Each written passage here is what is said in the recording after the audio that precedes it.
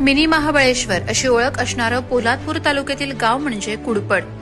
कुडपण येथे पर्यटनाच्या माध्यमातून गाव सुजलाम सुफलाम व्हावं यासाठी आमदार भरतशेठ गोगावले यांनी सेल्फी पॉइंट स्थळाकडे रस्त्यासाठी लाखो रुपयांचा निधी उपलब्ध करून दिला.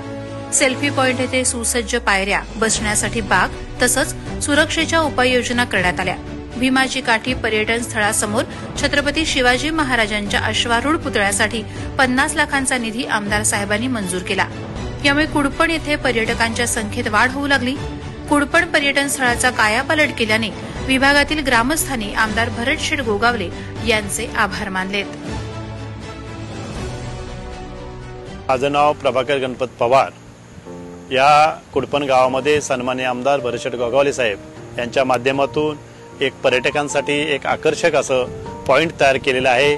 करोडो रुपयाची कामं इथं चाललेली आहेत.